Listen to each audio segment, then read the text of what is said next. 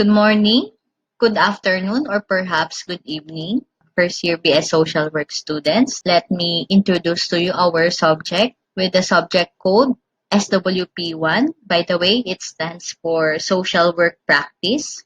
So our subject is entitled The Knowledge and Philosophical Foundation of the Social Work Profession. So this lecture is delivered by yours truly, Mayan S. Corpus Banyaga, a registered social worker.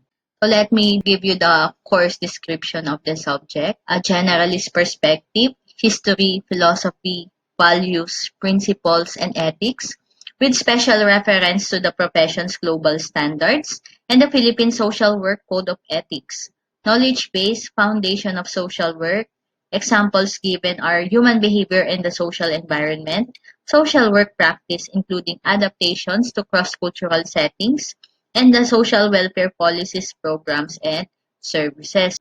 To sum them up, ilan sa mga i-discuss natin sa subject na ito ay yung origin or paano ba nagkaroon ng social work, ano ba yung mga batayang paniniwala, prinsipyo, at mga etiquettes na pinangahawakan ng profession natin. Bakit ba may social work? Bakit nila ginagawa yung mga ginagawa nila? So yun siguro yung kailangan nating masagot at the end of this semester. And aside from that, ano ba yung ating pag-aaralan sa social work? Anong mga knowledge, ano yung mga teoryang bumubuo? Ano yung mga dapat nating i-specialize na mga subjects? Ano yung mga dapat nating pag-aralan para magampanan natin yung magiging tungkulin bilang isang social worker? So, at the end of this semester, ito yung mga ilan sa ating course intended learning outcomes. First, students must be able to define social work and the related core concepts like social welfare, social functioning, social services. And explain what are the legal and theoretical basis of social work profession. Bakit ba nasabing profession ang social work? Next is to critically analyze the history and development of social work profession from its Western and Philippine perspective. So ilan sa ating pag-uusapan siguro, ikikwento ko sa inyo through the lectures, through the reading materials, saan nga ba nanggaling ang social work? So ito ay nag-originate kasi from US, pero bago pa na-develop ang social work as a profession, may mga social welfare developments na from Europe. How was social works founded or was established in the Philippines? Next is you have to be able to discuss the philosophical and knowledge base of the social work profession. Like kanina, nasabi ko, ano ba yung mga ating mga paniniwala sa buhay bilang isang social worker? Yun yung ilan sa mga numero unong kailangang itanim natin sa ating mga isipan at puso.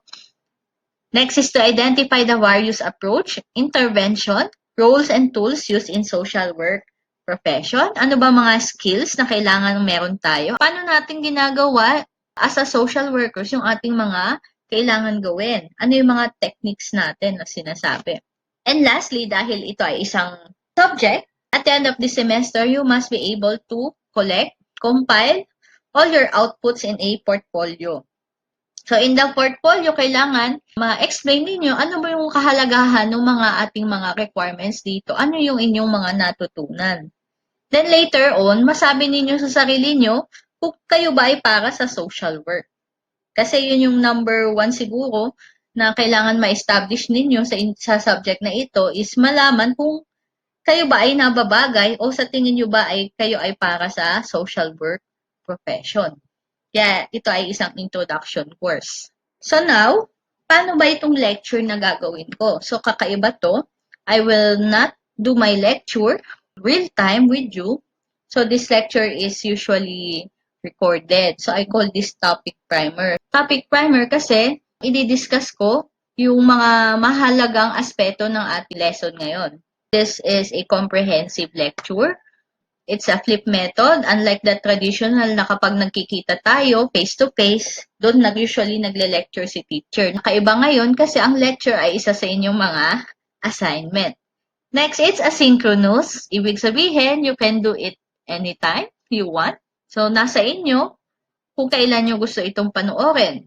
isa sa malaking advantage nito, unlike yung mga traditional na face-to-face lecture, meron tayong replay button because it's a video. You can pause, play, and replay what I have discussed in this lecture.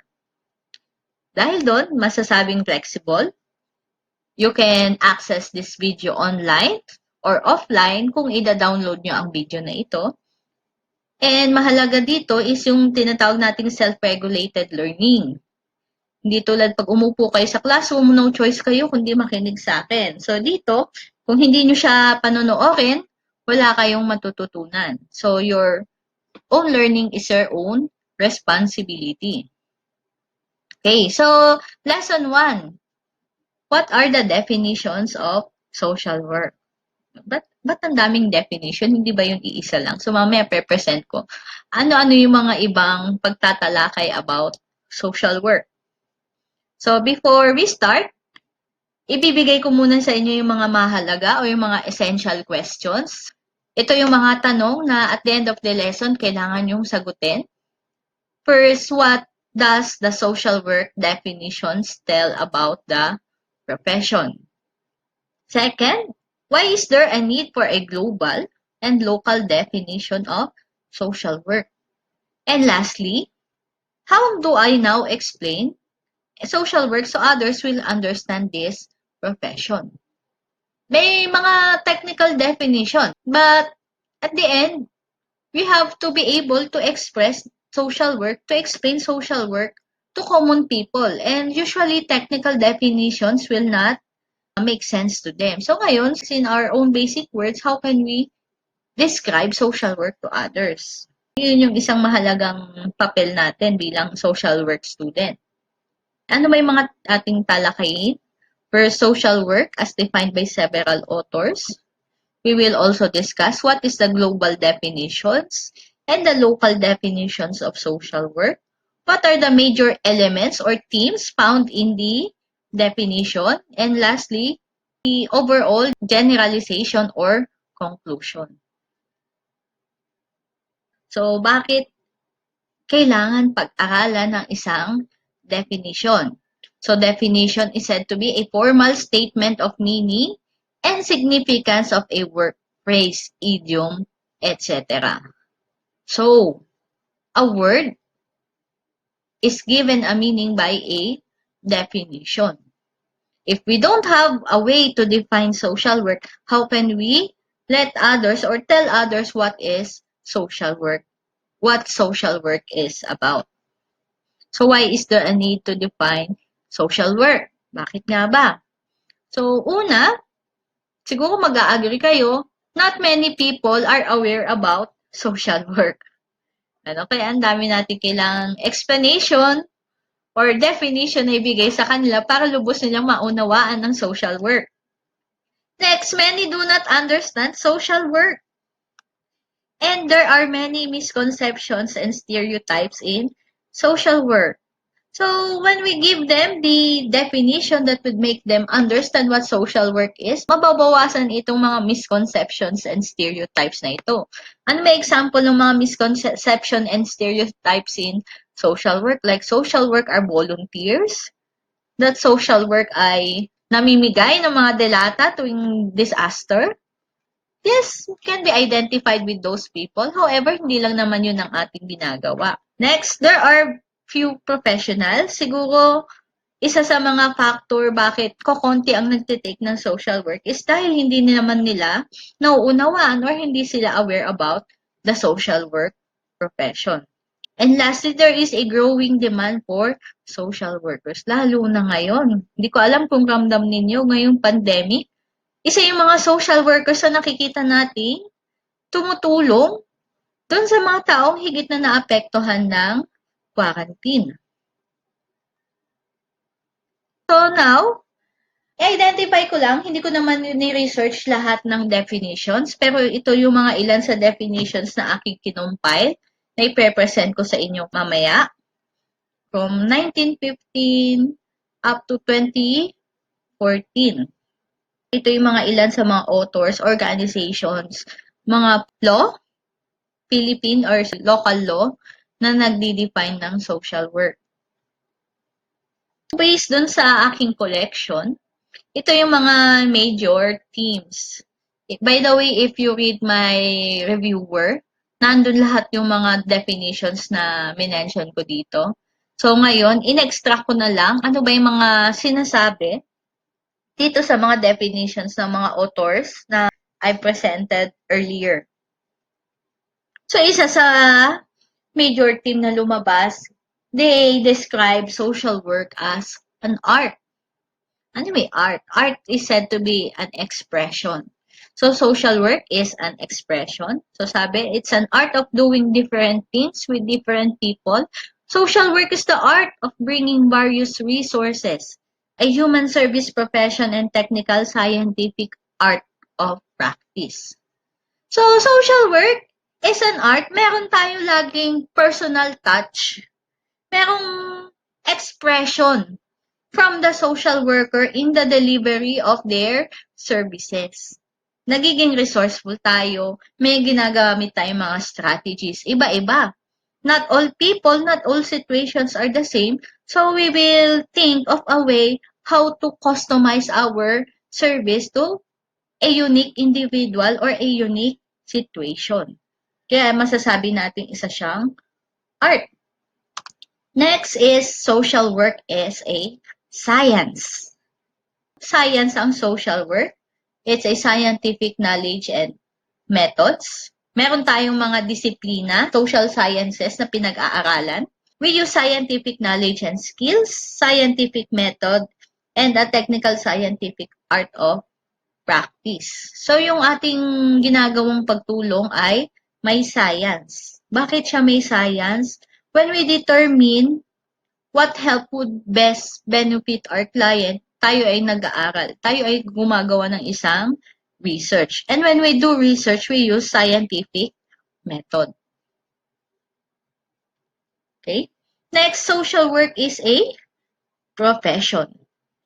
It's a professional service. It's a professional activity. So, siguro hindi ko na masyadong i-delve in later dito ang profession. Meron tayong isang lesson na i-discuss bakit sinabing profession ang social work. Okay? Next, social work works with individuals and groups. Ito yung tinatawag nating micro-level social work practice. We help individuals or a group of individuals or even families. Social work also work with communities. Yan. And social work is concerned with persons' well-being. Individuals to attain satisfying relationship and standards of life and to obtain social and personal satisfaction and independence. So kaya tayo tumutulong, we must ensure that these persons' well-being are being taken care of. We must ensure that all people enjoy their basic human rights. Next, social work is concerned with social relationships. Sabi nila, as a social worker, we intervene between the individual and the environment. So, we seek to enhance the social functioning by focusing or enhancing the person's social relationship. Isa kasi sa paniniwala natin bakit may problema ang isang individual na hindi niya malutas ay poor ang kanyang relationship with others. So, kung may improve natin ang relasyon ng individual sa kapwa niya individual or sa kanyang social environment na tinatawag natin, ma-access niya ito kanyang mga pangangailangan. So, keyword ay access. We link the individual to the resources. Next, social work is concerned with the person's social functioning. So, sa next lesson natin, I will dig in deeper on social functioning. That when we work with people, we want to enhance their social functioning. Ito yung madalas na sinasabi dito sa mga definitions from various authors like Cyprian, Pincus and Manahan, Fink, Whitmer, and Sastro. Social work attains its goals by means of working with people. So, anong klaseng work ang social work? It's working with people. Kaya sabi, social ang ating work. So, our work will require us to work with different kinds of people. Hindi lang may hirap, but also people who have the resources. Sino ba sila? People from the government, rich people, people with all the resources, services na kailangan ng ating mga clients. We have to cooperate with them. We have to link them to people who needs them the most. Then, social work attains its goals by means of providing services. So, when we work in an organization, in an institution, we design social welfare services and programs. We identify the need. We design a service which we think will concretely answer the need of the specific clientele that we serve. Social work attains its goal by means of developing social welfare programs. So, social work is an entity representing three clearly distinguished but interrelated parts, a network of social services, carefully developed methods and process, and social policy expressed. Compared kanina sa na-mention ko, yung social services, social welfare programs is a broader concept. It may include policies. For example, nakita natin sa Marinduque, bakit hindi accessible sa mga PWDs tong mga daanan sa bayan? Eh, ilan ba? Nasa 1,000 na siguro ang PWDs natin. Kailangan ba ng law? We advocate for a law. We insist that the government should provide this kind of services, this kind of provision to the clients. So, doon nagsi-start yung tinatawag nating social change. We make change possible in the environment para maging convenient or accessible ito para dun sa mga clients natin. So, yun yung mga ilang tema na aking napansin, naobserbahan sa mga past definition of social work. Now, let's go to the global definition of social work. So, meron itong mga ilang versions. Let's start from the earliest by the International Federation of Social Workers way back in 1959. Defines social work as a systematic way of helping individuals and groups towards better adaptation to the society. So, kung mapapansin nyo, yung mga earlier definitions ng social work ay nakafocus pa lamang sa individuals and groups. Ito yung tinatawag nating micro and meso level practice. Later on, when we study the history of social work, recently na-include ang community sa ating mga level of practice. So the social worker will work together with clients to develop their inner resources, and he or she will mobilize, if necessary, outside facilities for assisting to bring about change in the environment. Thus, social worker tries to contribute toward greater harmony in the society. So, in this definition, I visualize the social worker between the client or the person needing assistance and the environment. And we as social workers is the agent that links or intervenes between the individual and the resources. Pero may maganda ditong isinama na we develop clients' inner resources. So, deep inside pala the client, meron tayong tinatawag na inner resources, and we work with that to be able for the client to help themselves. Okay. So, as in other professions, social work is based on specialized knowledge, certain principles, and skills. So, that was the IFSW definition way back in 1959.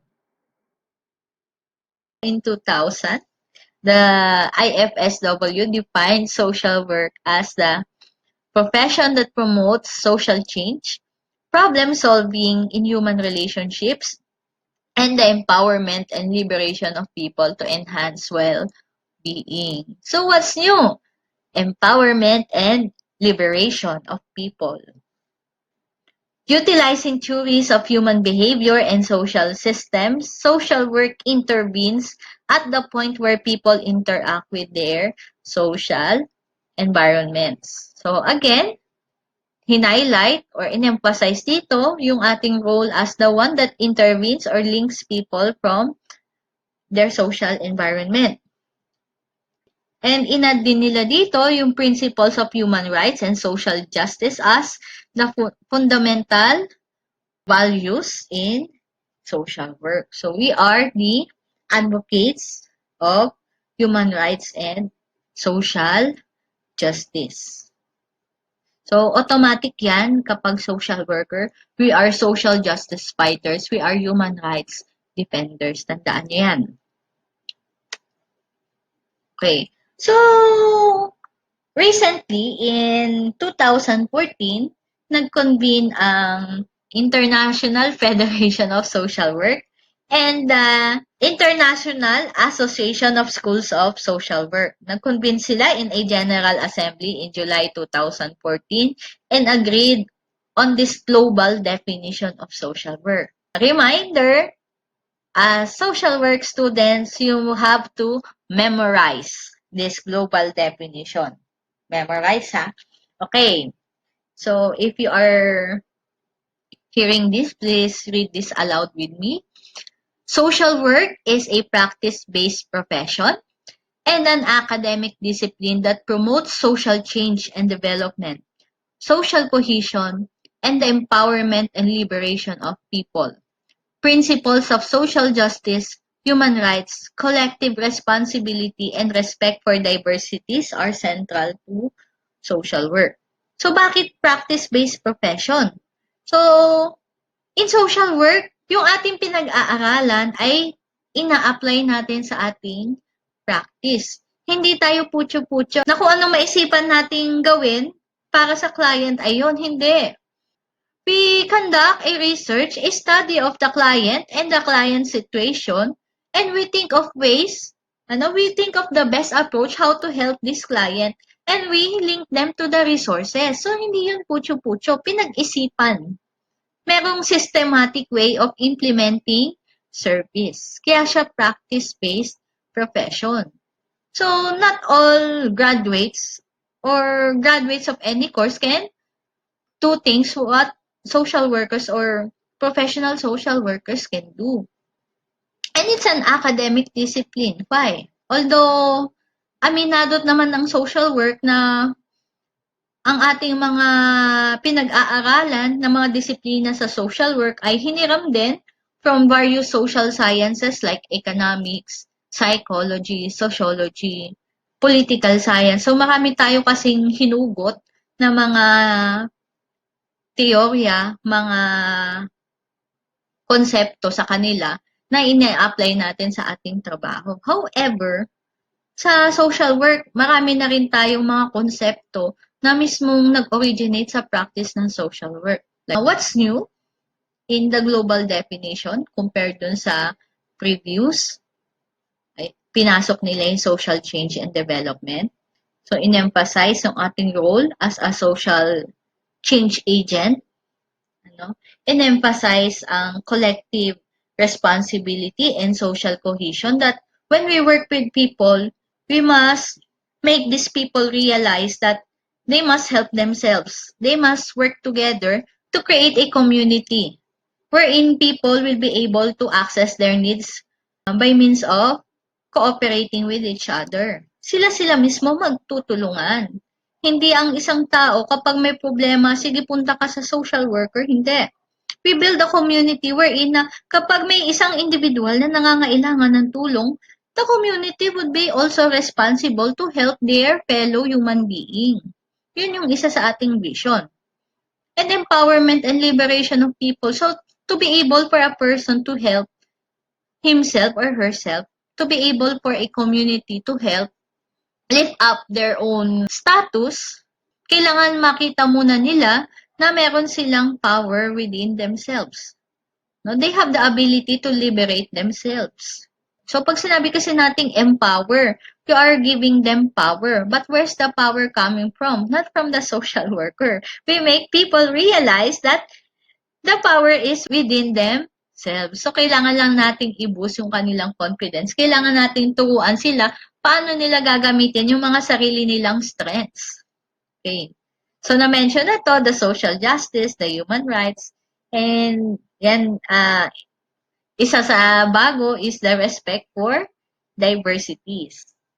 Kasi human rights advocate nga tayo, kailangan irespeto natin ang kultura, ang gender, ano pa ba, ang mga ideologies and whatever that makes people different from each other. Okay, let me read again the succeeding statements in the global definition of social work. Underpinned by theories of social work, social sciences, humanities, and indigenous knowledge, social work engages people and structure to address life challenges and enhance well-being. The above definition may be amplified at national and/or regional levels. Na-mention dito, ano ba yung mga specific disciplines na pinag-aaralan or saan hinugot yung mga knowledge na pinag-aaralan sa social work. So, andyan social sciences, humanities. What's new? It's the indigenous knowledge. So, isa sa dapat nating pag-aralan is yung kultura ng tao or ano ba yung mga pamamaraan ng pamumuhay or pag-resolve ng mga problema sa bawat kultura. Kailangan, sabi natin, tayo ay culture sensitive. We don't engage with people, but we also engage in structures. So, hindi ito yung mga infrastructures na building, kundi yung mga structures, yung mga institusyon, mga struktura sa society, sa lipunan, like the government, yung mga civil societies, social movements. We work with them in order to create a society, a community na makakapag-respond dun sa pangangailangan ng bawat isa. And since it's a global definition, medyo broad ang definition na ito. That's why may calling sila na this should be amplified in the regional and the local levels. So, to sum up, in the local definition, hindi naman tayo pwedeng magbigay ng global definition na very specific sa kung paano pinapractice ang social work sa iisang lugar. So what the global definition tell us is this is what is common across all social work profession across the world. So ano yung mga highlight more on the values, like more on ano ba yung pinag-aaralan. So halos pare-pareho ang social work practice in all countries sa mga aspeto na yon. So how does social work sees the society? So, isa rin ito sa mga i-discuss natin. Bakit ganun ang global definition? Ano yung pagkakapareho-pareho nating social work practitioners? Social work believes that the social environment is influenced by factors such as history, economics, gender, political structures, beliefs, and religion. And itong social environment na to, dito tayo nakikisalamuha araw-araw. So bakit si Totoy ay tumigil sa pagpasok? Dahil sa lugar nila, simula nung pandemic, maraming taong nawalan ng trabaho. So si Totoy, desisyon ng family, tumulong na lang sa pagtatrabaho sa pamilya. Tutal mukha namang hindi matutuloy ang pasukan. Ibig sabihin, itong mga nangyayaring mga sitwasyon, mga phenomenon sa paligid natin, nakakapekto pala sa buhay ng individual. Okay. Next is, itong ang social environment na to, it affects clients in the different levels. So we have the micro level, which includes the individuals and families, the meso levels, the families and small groups, and the macro level, which is the community and the society. That's why, as social workers, when there are social issues and problems, we see to it that we respond to this social problem dahil ito yung nagbibigay ng personal problem sa ating mga clients like say global warming. Init na ba kayo dahil sa global warming? So, kung kayo ay may aircon at electric fan, maswerte kayo. But on the other part of the world, global warming has deeper impact on people such as the farmers or people living in the coastal area na kapag nagbabagyo, sobrang lakas ng bagyo, it washes away their livelihood, it washes away their homes. How about discrimination, social disorder, failure of education? So all these things, ito yung mga burden or pasakit sa buhay ng ating mga clients. So it's not enough that we help 1 to 10 persons na hindi makapag-aral, tinulungan natin sila para makapag-aral. When there are a million children na hindi rin makapag-aral. So, anong gagawin natin? We have to do something about the social situation or the social problem. And let me discuss the core values, the core principles in social work. So, unang-una dyan, unahin ko ang human rights. We are defender and advocates of human rights. So, human rights is something all people are entitled to. No exemption. Pag sinabing human rights, as long as you're a human being, you are entitled to these rights. Then we have social justice. If one person can access this kind of resources, bakit may ilang tao hindi ma-access yung same resources? Definitely, there is injustice. So we want a community wherein people can access what they need. People can access their rights equally. Walang barrier. So, yun yung tinatawag nating social justice. Empowerment and liberation of people. So, when people are empowered, they feel that they can do anything. That's why meron silang freedom. May freedom sila to choose what kind of living, what kind of pamumuhay ang gusto nila, nais nila. Kasi when you are poor, you don't have that liberty. You don't have that choice. Sa tingin nyo ba yung mga taong nakatira sa squatter, pinangarap nilang tumira sa squatter? Hindi. But why are they living there? Bakit nila sinisikmura yung buhay doon? Because they feel that they don't have choice. Okay? Okay? Isa dyan kanina, yung collective responsibility. Hindi lang dapat tayong social workers yung rumiresponde sa pangangailangan. Mismong tao sa community, when people in their community are in need, we must teach these people that they must help their fellow human being. Kasi hindi naman natin kakayanin lahat social workers na tayo lang. So, kailangan maibalik yung bayanihan. Okay? So, as professionals, we social workers must always emphasize or display integrity. Because we work with people and we help people, people tends to look up to us. Diba? Tinitingala tayo. So, as social workers, kailangan pangalagaan natin yung ating reputation. Kasi tayo ay nagiging role model sa kanila. So, kailangan din, dahil tayo ay sinasabing human rights defender, let's not violate human rights. Diba? Dahil tayo ay taga-defend ng mga inaabuso, huwag tayong mang-abuso. Okay. Para ma-maintain natin yung tinatawag na integrity ng ating profession. Punta ako doon sa kabilang side ng puso, starting from the top, the service. Social work is service.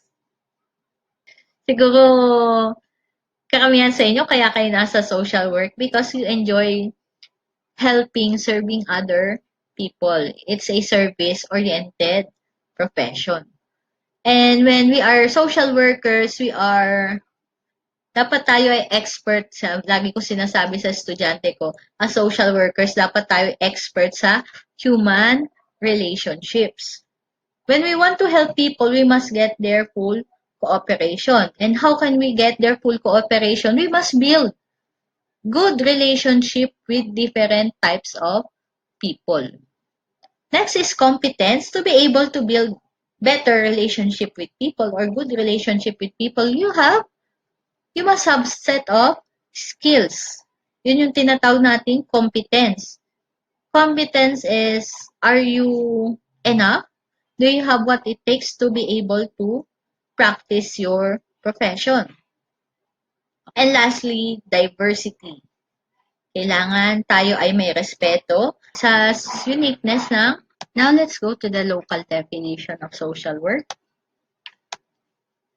So, based on the Republic Act 4373, which is also known as the Social Work Law of 1965, social work is the profession which is primarily concerned with organized social service activity, aimed to facilitate and strengthen basic social relationships and the mutual adjustment between individuals and their social environment for the good of the individual and of society. Another local definition can be found in the book authored by Leonora de Guzman, the Philippine Encyclopedia of Social Work, which is dated in 1977. Social work is defined as the profession which fosters, facilitates, and strengthens basic social relationships in order to achieve the full development of the individual and society by the use of social work methods.